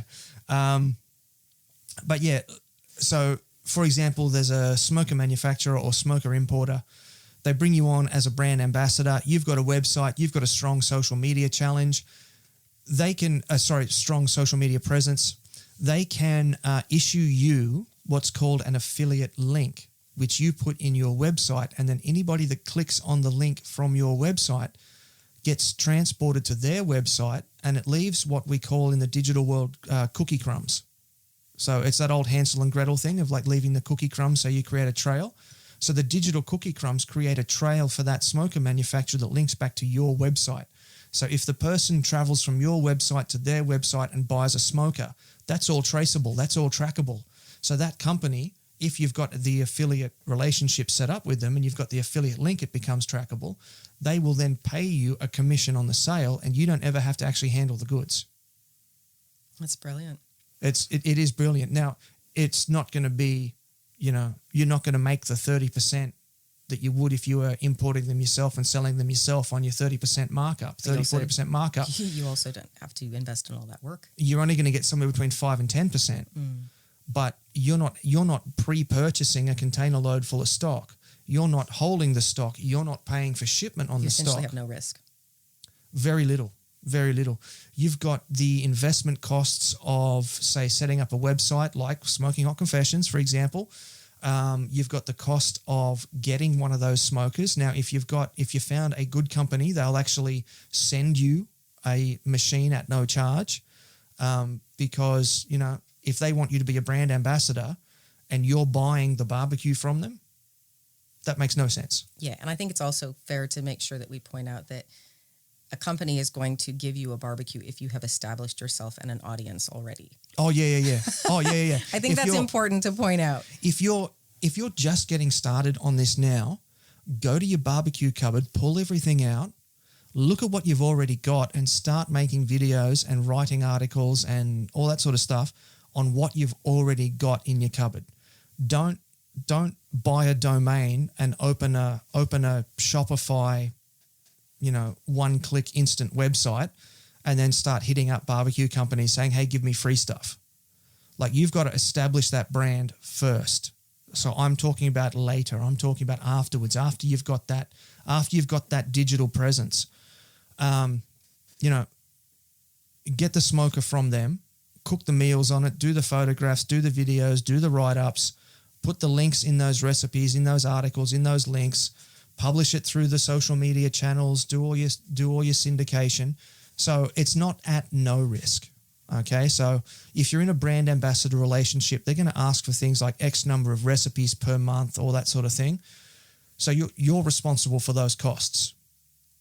So if they want, say, 2 recipes a month, you're looking at, just from my calculations from costs of things around here, you're looking at probably $200 to $300 a month that you've got to shoulder in costs for food and, wood or pellets or charcoal or whatever it is that you're cooking with. So that's your buy-in. That's what you're putting on the table. And so it's not completely risk-free and it's not completely cost-free. So, I mean, even if it's something like a digital thermometer, someone sent you a digital thermometer, that's fantastic. You're still up for $100 to go and buy a brisket to go, get the brisket to cook, to shoot the video, to show how well the thermometer works, So there are definitely lots of things to consider in that. And as I said, if you're just getting into it, look at what you've already got and start with what you've already got. All right. Well, I don't want you to give away too much advice because a little birdie told me that you have a program that you're going to be releasing soon. Am I allowed to talk about that? Oh, smooth, baby, smooth. Am I allowed to talk about it? That was very smooth. So as you mentioned before, I was due to present at the conference, and I was going to be presenting on strategic digital media marketing. And so it was going to be a 1 hour presentation, basically outlining in detail what we've just talked about, the systems and the processes, and how to establish and build and grow an online brand presence, brand awareness. And we've been working on it for months. It's got quite a bit of information in it. Oh, the actual course itself? Yeah. So to back up that presentation, I also have developed a whole new website, a whole new a separate business to Smoking Hot Confessions, because it's really different to what Smoking Hot Confessions is doing. It's called Meat and Fire Media Services, and that's N, not and, Meat and Fire Media Services. And what I've done there is I've basically distilled the last 5.5 years of building and growing Smoking Hot Confessions into a online course. And so people are able to access that online course. There's a couple of hours of video lessons in there. There's worksheets, there's handouts, there's in-depth how-tos, click by click through the different websites that I use for some of those systems and strategies that I talked about before. It's really good. There's a ton of value in there, and it's going to show you everything you need to do to set up your own systems and your own strategies to grow and build your own online presence. What kind of person is going to want to have access to this course? Anybody that is looking at establishing their brand online. Now, it doesn't have to be an online brand, if that makes sense. So, for example, Smoking Hot Confessions, I guess, is predominantly an online brand. Yes, I do go out. I do work at festivals. I manage stages for people. I handle the barbecue entertainment side of things at festivals. But the majority of what I do is online. I guess you'd classify Smoking Hot Confessions as an online business. The videos, the podcasts, the photography, all that sort of stuff. You don't have to be an online business to benefit from this course. In fact, it's probably better if you're not. If you're an online business, you've probably already got your own systems and strategies in place. What I've aimed this course at is people who are running businesses who they've got their business side of things down pat. They've got their manufacturers, they've got their suppliers, they've got their distribution. What they're lacking is that online presence. They're finding it difficult to actually get eyeballs on their products. That's what this course is about. This course is about getting people's eyeballs on your products. Excellent. I'm really excited about that course.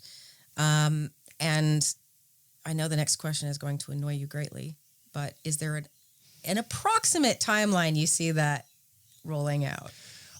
It was due to all be ready for the MBBQA conference. However, after only having had probably 4 hours a night sleep for about 4 months leading up to that, and then having all that cancelled and that trip cancelled, I've given myself a couple of weeks holiday because I was just shattered. I was absolutely shattered. I had nothing left. I've been going to bed at midnight and waking up at midday for the last 10 days. So I've been catching up. I would say probably 2 weeks. Nice. I should have it up and running in 2 weeks. The course is all up there and is all ready to go. The website's there. I'm just working on the actual digital marketing side of like the course, get people's eyeballs on the course. Got a project you'd like to work on with the SHC team? Shoot Ben an email on ben@smokinghotconfessions.com and let's have a conversation.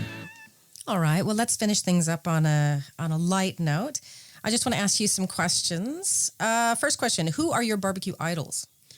Oh, my God. Who aren't? So many. Just in terms of like aspirations and aiming for the top, I mean, you've got to sort of throw out names like, Myron Mixon, Tuffy Stone, Aaron Franklin for just, dogged pursuit of excellence. That's one thing about me is I do have a dogged pursuit of excellence. Once I decide I want to do something, once I set a goal, I work for it at the exclusion of so many other things. Of everything else. So, I mean, 10 years ago, I decided I needed to work on my fitness, and I hated the gym. I wanted to get into martial arts because at least I'd be learning something new every day. And, as you saw, 2.5 years later, I'd got a 2nd degree black belt in Hapkido, and I'm now working through the Brazilian Jiu-Jitsu syllabus. So, in terms of, setting goals and pursuit of excellence, you've got to look at those 3 for that. I guess in terms of the podcast, I suppose you'd have to look at something like Man Meat Barbecue as an example of just how far-reaching and how many people you can talk to through a podcast, through Mikey's work that he does there and his lovely wife Amanda. In terms of just straight up, how would I like to cook? I mean, you've got Chris Harth from My Q for You in terms of chicken. He does outstanding chicken. Nick Cooper, Scotch and Smoke for brisket. His burnt ends are just phenomenal, absolutely phenomenal. Smoke and Hot Bros, Chris Davey for the pork ribs. Anthony, my mate Anthony, comes around here a lot from Black Bark Barbecue. His lamb is outstanding. So, there's so many different avenues in terms of barbecue inspiration to look at. Everything from business angles to, personal angles, like I said before, pursuits of excellence, to just straight up cooking. How would I like to cook? All those sorts of things. Who has been your favorite interview? Oh, wow. So this is 100. This is 100. And if you're new to the show and you've just started listening recently, you probably need to go back and listen to some of the live at episodes as well. So a lot of these episodes that I've recorded recently are what I call deep dive episodes, where I have one guest in the show and I talk to them for an hour or so. The live at episodes are the ones that I record at the festivals, and I run around and I just grab 5 minutes here and there with different barbecue teams. And so that sort of thing. And I think in terms of deep dives, one of the, I guess, like even throwing it all the way back to the first 10 episodes, season 1, which was comp ready. It was 10 episodes of everything you need to know about getting into competition barbecue. 2 of the episodes really stood out were the 2 at the end. So there was Brett Connell from Flaming Mongrels. We talked about sponsorship, and Brother Ralph from Shank Brothers. We talked about branding. 2 of the important things if you really want to take your barbecue team seriously. But probably in terms of the deep dives, those 2 are standouts. Getting Jess Pryles' full story in the Jess Pryles episode was interesting. I've done an episode with Saffron that was really good, finding out about what it's like being an Aussie living in America and trying to pursue a career in barbecue as an outsider in America, like as an Australian. That was really fascinating as well. There's 2 episodes up there with the Barbecue Ninja. He's a barrel of laughs. Like, Craig is awesome. He's so good. I think that the most fun I ever had was a short interview. It's if you look at the season from last year that we recorded, the US Road Trip Part 2 series, which was going to NBBQA last year and New Orleans and all that sort of stuff. I met through the fellas from the Smoke Sheet, and if you like your barbecue news, you really need to subscribe to the to the Smoke Sheet. Those guys introduced me to Brandon from Jazzy B's barbecue food truck. And he's an ex-football player and an ex NFL player. And the guy's huge. He's like 6'5". His shoulders are about 4.5 feet across. Like he's massive. And I'm not a small guy, but like you look at the video, I look tiny. I look like a dwarf, like next to this guy. And he was just hilarious. He was just an absolute scream. You'd think he'd been doing media his whole life. He's just this natural big personality. And we just bounced off each other for the whole, I think it was almost 10 minutes, that interview. And it was so much fun that I cut it from the interview, but after I closed out the interview and before I stopped the recording, I turned to the guy and I said, mate, that was the most fun I've ever had. And it was dead set serious. We were both just in tears laughing the whole time. It was great. Who intimidates you? Like, who has been the person, the interview that has intimidated you the most? Johnny Trigg. That's what I was hoping. Johnny Trigg. So Johnny Trigg is good friends with the guy that runs the Hammond Barbecue Festival in Hammond in New Orleans. It's about an hour north of New Orleans, and it's the largest KCBS competition in the state of Louisiana for the last 17 years, and it's all fundraising for local schools and all that sort of stuff. And Johnny Trigg's been there every year, and he's quite an intimidating man. Like he's been in the game a long time. He was in his 80s when I spoke to him last year. I want to say he was like 87. So he's got that gravitas when he speaks. You know, like when you see interviews with Clint Eastwood, and Clint Eastwood has that gravitas. Johnny Trigg has that gravitas of, you know, someone in his senior years who knows a lot and has seen a lot and has lived through a lot and has been you. He has been you at some point, and he knows what you're thinking while you're thinking it. That was quite intimidating. And something that I always do when I do these video interviews with people at competitions is I call them by their first name, and because it kind of breaks down barriers with the viewers and the listeners. And so, you know, hey, so I'm talking with Chris from Smoking Hot Bros. Chris, mate, good to see you. And when it came time to interview Johnny Trigg, I did my, you know, hey folks, Ben from Smoking Hot Confessions here. I'm at downtown Hammond, and I've got the one and only Johnny Trigg. So, and I turned to him and I go, so sir, how are you today? How are you enjoying Hammond? I couldn't do it. I couldn't address him to his face by his first name. All right. Who would you most like to interview that you haven't yet? Ooh. Well, I met Aaron Franklin outside the toilets at his restaurant. That doesn't count as an interview. I stepped out of the bathroom and he happened to be walking past in the hallway, and I said, "Hey, can I get a photo?" and grabbed him and took a photo before he could say no. I'm sure he loves getting accosted right outside men's rooms. I met Tuffy down at Meatstock and interviewed him. That was really cool. Man, Tuffy, for being at the top of the game and being such a well-known, famous name, you'd think he was your next-door neighbor. Yeah, he was super friendly. He's so nice and so friendly. And I said, look, can I just have 3 minutes of your time? And he stood there and talked to me for 15 minutes. And he's a busy, busy man. Like, he's so good.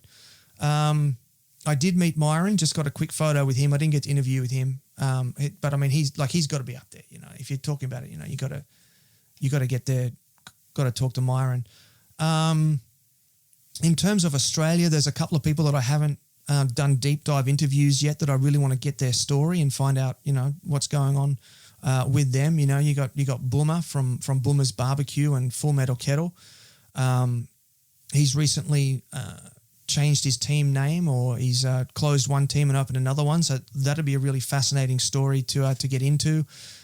Jay Beaumont from Meatstock, I'd love to talk to him and find out about how he developed such a strong brand.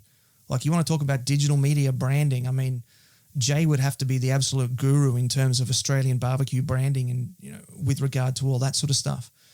So those would be a couple of my favorites in Australia as well.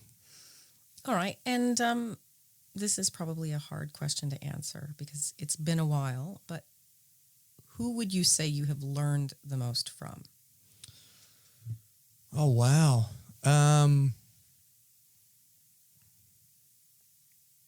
See, I'm working in education. There's a phrase that we have, lifelong learners. And our goal as teachers is not just to teach people that 1 + 2 = 3. Where our goal as educators is to teach people how to teach themselves. And that's something that I've always naturally been. I've always naturally been one of these people that I set my mind on something. I love to go out there and I love to just focus on something and learn how to do it. And so every single person that I've spoken to, every single interview that I've done, I always pick up something from it. So it's hard to say any one person. I'd have to credit your mother at first for introducing me to low and slow barbecue and sort of teaching me about all that sort of stuff. She really sort of taught me about how to treat charcoal, I guess, like how to treat a charcoal fire. Because having grown up in the 80s and 90s in Australia, we were just straight gas. That was all we ever cooked on, except for, as I said, when we were burning rubbish in the yard. But yeah, I mean, everybody's got a story, and it doesn't matter who you are, what your background is, where you've been, what you've done. Everybody's got something that they know how to do that someone else doesn't know how to do. And if you open your mind to the story, and if you listen and you pay attention, it doesn't matter who the person is or what, where they've come from, what they've done, what the story is, there'll be something for you to pick up and add to your repertoire from their story. And that's what I love about podcasting. Podcasting is about sharing people's stories. And that's what keeps me motivated with the podcast. 100 episodes, started in 2016. Just this year, instead of recording series or seasons, we've now opened it up to 2 weekly episodes, which is a huge step in terms of, more content in that. So, but what keeps me motivated is just, I want to know people's stories. I want to listen to their story. I want to know, where did you come from? What have you done? How did you do it? What did you learn from it? What should we learn from it? All that sort of stuff. That's what I love. And that leads me really well into my final question from Julianne Tyndall Davies. What inspires you inside and outside of barbecue? As I said before, I'm a lifelong learner. I love learning new things. You can attribute to how much podcasting equipment has come through this house now as we've finally worked out this setup that we've got now that works really well. I've got, as you said before, 12 barbecues. I'm constantly interested in learning how new barbecues work, how different things work. It's a bit of an addiction problem. I probably need to start rehoming some to make way for other new ones. But yeah, what motivates me is really, like, honestly, when it comes down to it, it's the connections between people. If I'm cooking food, then it's the conversations that happen around the food. I mean, the second you light a fire, people gather around the fire and start talking. That's not a choice. That's in our DNA. That's what we're programmed from the time of being cave people. And, you throw some meat on that fire and then things really get interesting, And so it's the connections between people, and it happens with the meat, it happens with the fire, it happens with the podcast, it happens with the videos. And, making those connections with those people and sharing those stories, that's what really keeps me motivated and keeps me interested. Because if you're trying to run a business and it's not interesting anymore, then you've got a problem. So maintaining your own level of interest in what you're doing. And something that I've also found really interesting on that idea of drawing people together and how meat and fire and barbecue brings people together. We have the Smoking Hot Confessions barbecue community on Facebook, and I started that as a way to draw people together, to pull people together who want to operate in a nice corner of the internet. The internet can be kind of a scary place, and we have some pretty strict rules there about codes of conduct and things in that group. And it's always stayed pretty small, but in the last 12 months or so, we've experienced quite a lot of growth, and there's so much creativity going on in that group right now. Like if listeners are listening to this and they're not in that group right now, go check it out. It is phenomenal, the stuff that's coming through from the community members. There's some incredible photography, recipes. Oh, yeah. Yeah. Fusion. It's the creativity that we're seeing on there, and the quality is just unbelievable. Oh, yeah, yeah. And we've got members from all around the world and all around Australia, and you've got Dean and Kate up in far north Queensland, up the top there, Drew up in Cairns, all the way down to Tasmania, Acilio and Michael in Melbourne there, the stuff that they're doing, the photography that they're doing. You got Jules over in WA with her smoker manufacturing, and she does some great sort of behind the scenes type stuff. If you're interested in the manufacturing process and seeing how smokers get built and get put together, you really want to check out them at Jagged and check out Jules' posts in the Smoking Hot Confessions barbecue community. She's really fantastic about taking people behind the scenes of what they do there. And so it's just, I guess I find creativity inspiring. Yeah. And so I guess, inspiration breeds creativity, creativity breeds inspiration. It becomes this sort of, this self-fulfilling cycle, this self-fulfilling prophecy, if you want to sort of get, artistic about it. And that's what's happening in the group at the moment. It's, people have been inspired by, I don't know, I'm guessing the podcast is what's brought them into the community, right? So they might have initially been inspired by the podcast. That inspiration has led to creativity on their part. They're sharing that creativity, and that's inspiring others. So there's a Facebook tool. If you go through your phone into the behind the scenes of a group, if you are a admin or a moderator of a group, right? And it'll show you top contributors. And so, you'd expect you might have a list of about, 10, maybe 20 top people that trip the algorithm enough that Facebook brands them as a top contributor. Every Sunday I check that and I make a post in the Facebook group with, this week's top 10. And it's 28 days backwards from the date that I check. So every Sunday that I check, it's 28 days back from that Sunday. There are 97 people in that group that trip Facebook's algorithm to brand them top contributors. 97 top contributors. I think that really goes to show just the level of support that community has. One of the things that I wanted to point out is, you mentioned some top cooks on that community page, and I think it's important to point out that if you're a beginner, it's a great place to be because you can learn from these people and you can ask questions, and the support in there is amazing. Like, everybody starts out in the same place. Everybody starts out as a beginner, and everybody respects that. So you've got some of the, top cooks in Australia, and you've got brand new beginners who maybe, have just bought their first grill. They're not even up to smoking yet. So I love that community. I love the support of that community. And it's really cool to see the members grow as well. Like, there are people that have been on there for years, and you see their cooks improve, and you see their photos improve, and you see them getting sponsored. And that's what's really neat about it, I think.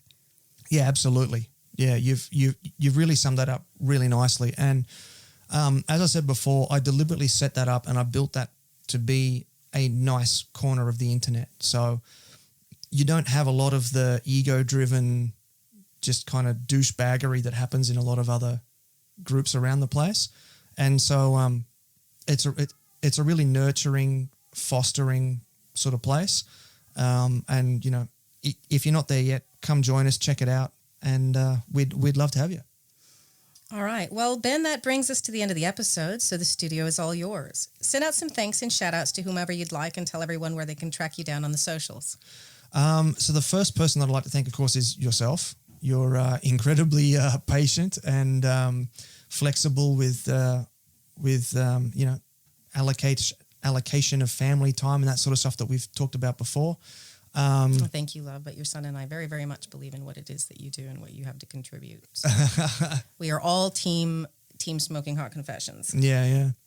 There's sponsors to thank. Some of the longest serving sponsors include, Abel from Clean Heat, Jagged wood-fired smokers over in Perth, team sponsors, Ministry of Smoke sponsors us for wooden things for the offset. Rod's got great product there. So big thanks to him as well. Massive thanks to my dad. He lives about an 8 or 10 hour drive away. But if I say, hey, there's a barbecue comp on, do you want to come and compete with us? He's always there. He's got mad parsley skills. Mad parsley skills. So the first time that he actually the second time he competed with the team, he wasn't meant to compete. He was meant to be babysitting while you competed. And it was shortly after you'd injured your back, and your back actually went out during the competition, and we had to send you home.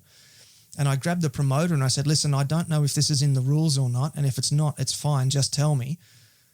My wife's she's on her way to the hospital. She's put her back out again. She can't walk. Someone's driving her to the hospital.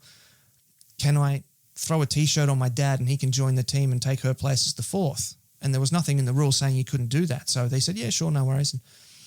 And my dad's like, okay, what do you want me to do? And I said, grab your smartphone, grab that bunch of parsley, grab those scissors, and grab those boxes. Jump on YouTube, find some competition barbecue box videos and do that. Okay, cool. And he like me, he's always into learning new things and teaching himself things. And so, he just pulls out his phone, brings up YouTube, looks up a bunch of YouTube videos and does the most immaculate presentation boxes you've ever seen. It was phenomenal. So yeah, huge shout out to him. To my Aunt Jenny, his sister. She is an incredible administrator. Her secret ability is to read all the run sheets that I have for all the different handouts, hand-ins, memorize all the different times of what's supposed to happen when, and she just knows it, memorizes it. And so in the thick of it on competition morning when I'm running around like a headless chicken trying to do everything, she's like, Ben, in 4 minutes you have to take the pork ribs out of the smoker and put them in the warmer. Okay, thanks, Jen. And she keeps everything running like a Swiss clock. Nigel, the man with the van, he's in charge of logistics, as I've joked with him before, moving things from place to place. His feedback has always been honest and straight down the line.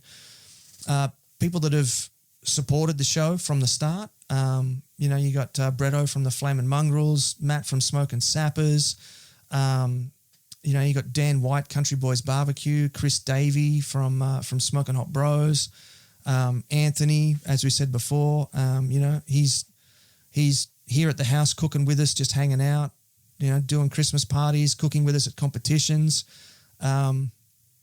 Actually, his first ever barbecue competition, he came and competed with us at Bangalore, and I got hit with the stomach bug that was going around and tore through that competition over the weekend, and I ended up just having to leave him in the middle of the last hand in, and I went and sat under a tree and threw up in a bucket for 45 minutes, and he had to finish the hand in and finish it up himself at his first ever barbecue competition. So I guess those are the supporters of the brand, of Smoking Hot Confessions. There's people that I have worked with and worked for, so all the different event hosts. You got Julian up here in Brisbane, who's hired me for a lot of work with a lot of his festivals up here. He does some great work up here. I can't talk about what he's got lined up in the future, but I know he's got some huge things coming up, absolutely huge. NBBQA, of course, the work that I've done with them and the networking and the opportunities that have arisen from that. And I can't stress this enough. If you've got a barbecue business or a brand you're looking to turn into a business, or you've got any kind of aspirations in that regard at all, make sure you go check out NBBQA. You got Jess, Jay and Adam from the ABA here putting things together for us here. I mean, now we've got KCBS here as well, but I mean, we wouldn't even have that if it wasn't for the work that those guys put into kicking off the ABA. So, hats off to them as well. They're sort of the pioneers of the scene that we have to play in now, and all the different sort of business opportunities that we have as well. My jiu-jitsu teacher, Kaio, who also happens to be a professional website builder, for teaching me how to build websites and putting up with all my 11:30 at night Facebook messages saying, Kaio, I just broke something on my website. How do I fix it? And him coaching me in the middle of the night about how to fix the website. You got Master Angus from Hapkido, who it was actually him all those years ago that came around, saw me cooking on the gas grill and said, you know what, you need to to start a website on this. He's right into digital marketing and stuff. And so, he sort of put the idea in my head all those years ago and has supported me ever since. So those are all the thanks I can think of at the moment. Rob from Radar Hill was a huge believer from the start. Hazy Peak and PK Grills have come on board and they've helped us a lot.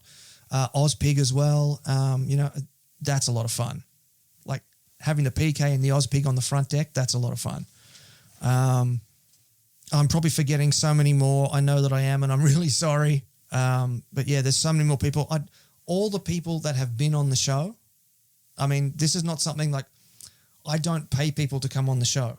People aren't doing this for money. I'm not paying them to do this. So they're doing this because they want to share their story. They're doing this because they want to help you, the listeners of the podcast, to improve your game in your barbecue world. So, huge thanks to everyone who's been on the show. And of course, massive thanks to all of you who listen to the show, who watch the videos, who click on the photos. We've just hit over 2,000 members in that Facebook community online. And, it's one of the nicest, safest, cleanest places on the internet you can play and just focus completely on barbecue and be supported and improve and draw people together.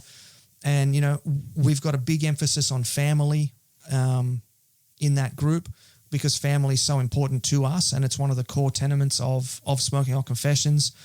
And big thanks to all the members of the community and all of you out there who've ever had anything to do with Smoking Hot Confessions and, supported us in any particular way. You might have bought a T-shirt, you might have bought a hoodie, stickers. As I said, you've been a guest or you've listened or you've referred somebody. That's huge. Big thanks particularly to anybody who has given us a 5-star review and a rating on 5-star rating and a review on the different podcast apps. In a little video I did about a year ago, we did actually manage to hit number 1 podcast for barbecue and number 34 in Australia for food. So, just that support from you guys, just doing simple things like that, it just means the world to us. So thanks, of course, to all of you as well. Thanks, Ben. I want to thank you for trusting my idea for this episode and guesting on your own show. I've had a great time and I hope you have too. I can't wait to see what's happening for the next 100 episodes. Yeah, me too. But you know what? I need another beer. Well, there you have it, family. That was Ben Arnott, founder and pitmaster of Smoking Hot Confessions. If you're listening to this podcast, you're probably all over our socials by now, but do make sure you head over to YouTube and give Smoking Hot Confessions a subscribe. We'd love your support to help build that channel. That's it for today's show. So I'll leave you with one last piece of news. We have beanies on the way. That's right. Thick, warm, Smoking Hot Confessions beanies will be in the shop soon. So head on over to smokinghotconfessions.com/shop/ and check them out. Anyway, till next time, take care of each other and keep on queuing. Thanks for listening to the Smoking Hot Confessions podcast. Head on over to smokinghotconfessions.com for recipes, tips, and Ben's own confessions.